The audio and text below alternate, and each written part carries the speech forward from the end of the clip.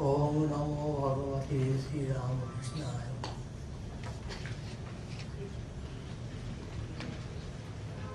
Distinguished scholars on the dais and in the audience, and people who are interested in this subject. Many of them I know who are present. I welcome all of you. But at the same time, I tell you I miss Dr. Kapilavatsana very much. Well, this volume 7 particularly is closely associated with her. The great contribution she made and the way she worked, I myself stand as a witness. So I respected her very much. And in spite of my indifferent health, I agreed to be present just to meet Kapilaji. I am sorry, I miss her very much. Now, this interesting seminar, in the sense that the book has already been released formally, but to baptize the people in general of the valuable contents of this work, a special seminar has been arranged with an open mind. And before I take up the main topic, I make a few remarks of which I feel essential to have an understanding about culture and cultural heritage. On the first page of Primitive Culture, Taylor provides a definition which is one of the most widely recognized contributions to anthropology and the study of religion.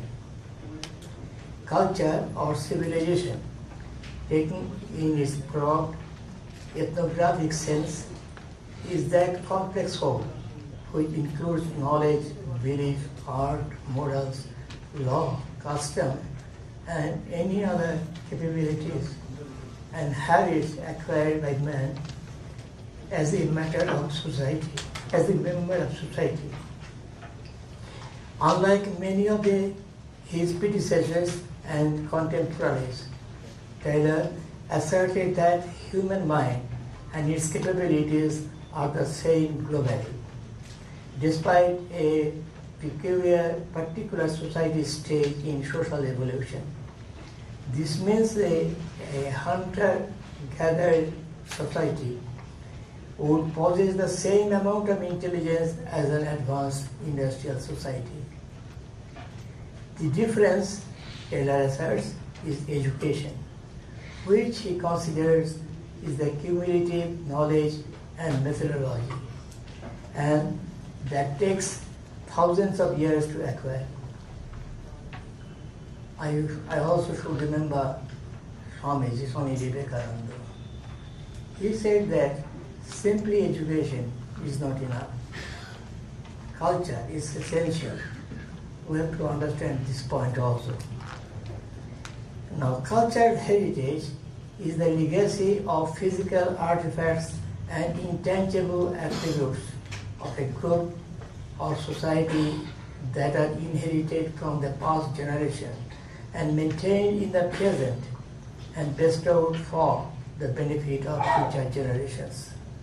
Cultural heritage includes tangible culture, intangible culture, natural heritage. Now, tangible culture such as building, movement, landscape, books, works of art and artifacts. Instantly I mention you this building where we are sitting here. This building is a heritage building declared by the government, though it was constructed only in 1961. And the publication Cultural Heritage of India is also definitely a tangible culture. Now, tangible culture, now It includes the physical or tangible or cultural heritage such as artwork. These are split into two groups, movable and immovable heritage. I am not going into details.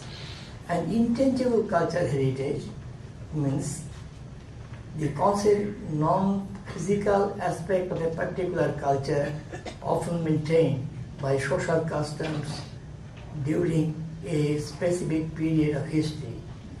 The concept includes the ways and means of behavior in a society and the often formal rules for operating in a particular cultural climate.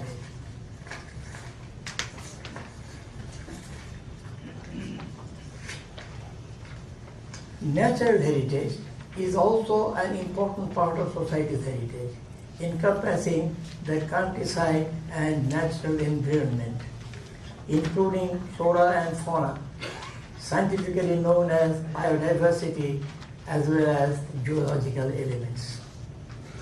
Now, the driving force behind all this is the human creation intended to inform. By understanding cultural heritage, people value it. By valuing it, people care for it. By caring for it, people enjoy it. And from enjoying it comes a thirst to understand more the cultural heritage. And thus the cycle goes on. In the wake of the Sri Ramakrishna's birth centenary celebration, the Ramakrishna Mission Institute of Culture was established in 1938. And the entire rights of the cultural heritage of India, which was already published in 3 volumes, was vested in it. The publication also serves to fulfill a primary aim of the Institute, which is to promote the study, interpretation, and dissemination of the cultural heritage. Thereafter, volume after volume was added, and the sustained process appeared somewhat like a kind of evolution. This story may well be described as a phenomenon.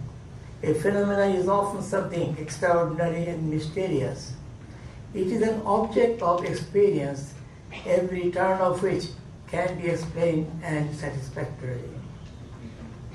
While culture is the institute's specific field of study, it is not the national culture alone that it studies, but that culture which is the common heritage of all humanity. Dr. Sarvepalli Radhakrishnan, then by India's Vice President and one of the greatest exponents of India's cultural heritage, wrote an introduction to the cultural heritage of India in 1937 and mentioned that the series may form the foundation of the regeneration of India and at the same time contribute to the establishment of peace and unity of the world. One outcome of this process of evolution is reflected in the content of the volumes. In the first place, the first 3 volumes contain 4,202 pages.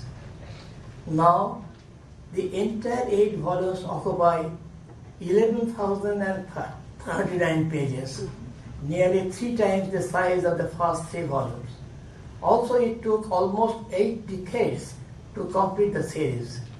The most difficult part of this publication was the 7th volume, devoted to the arts, in 2 parts, edited by the eminent scholar and art historian, Dr. Kapilabhatt Sir. Part 1 was divided into 4 sections: architecture, sculpture, epigraphy, and numismatics. And part 2 was divided into 3 sections: Indian painting, music, dance, and theatre, and art and life. It is worth noting how Dr. Kapilabhatt Sir handled some very critical problems. There were articles written by renowned scholars. They were included, for these articles stand on their own merit and reflect the state of scholarship at the time they were written. They acquired a historical importance as they reflect the perception of a generation of pioneers in the field. Again, some of the articles included are from recent writings by scholars. At present, as I already told you, there are 8 volumes, and only the volume 7 one is divided into 2 parts. The Institute of Culture has decided to organize this particular national seminar, as has already been told by Swami Prabhananda, with the specific reference to the Cultural Heritage of India, Volume 2, Part 1 and Part 2 containing about 1,966 pages. Work on this volume, Volume 7, was started more than 30 years ago with Professor S.K. Saraswati, Bageshwari Professor of the University of Calcutta, as the chief editor. After his unfortunate passing away on 22nd of September 1980, the work on the volume received a setback. Thereafter, Professor Kalyan Kumar Dasgupta took up the responsibility. He, however, died in 1996. Professor Kalyan Kumar Ganguly succeeded Professor Dasgupta but died soon thereafter on 6th of November 1997. At long last, Dr. Kopila Batsan took up the challenging task and brought all her knowledge and experience to bear upon this work to maintain the standard of this valuable series. During the same period, it is very interesting to note that they started other research works of special mention. One of them was Project of History of Science, Philosophy and Culture in Indian Civilization, a project which was initiated by the Center for Studies in Civilizations under the editorship of Professor D.P. Chattopadhyay in India.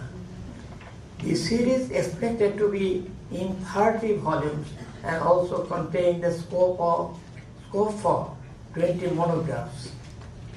PHISP is a large-scale literary project funded by the Ministry of Human Resources Development. India is populated today by more than 1 billion people. In spite of differences from one region to another in respect of ethnicity, religion, language, history, music, dance, eating habits, architecture, and customs and manners, there pervades a strong sense of unity. Incredible for its diversity, India has always been culturally one and organically whole. Any person who is truly religious, irrespective of his religious inclination, would not fail to see the unity in diversity and the central oneness of all existence. Be it physical, mental, or spiritual. However, though mythology and rituals of our religions have imperceptibly entered into our belief system, the principles and core values of immortality and oneness took the back seat. This is the myth that Swami Vivekananda constantly tried to demystify. He explicated the foundation of Indian culture and among the defining principles responsible for the unity behind diversity, he decoded spiritual experience as the essence of one and every religion in India. James Mill, onward, emphasized the absence of unity in pre-British India.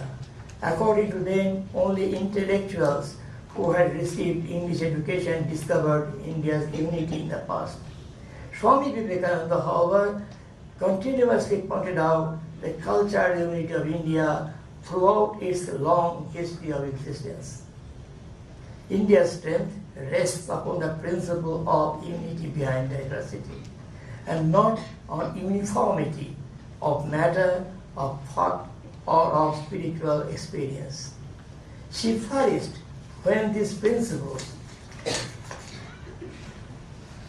were well expressed in daily life, and she degenerated when they became forgotten or submerged.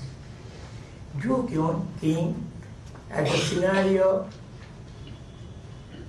of the 19th century India, observed that India has experienced such a crisis.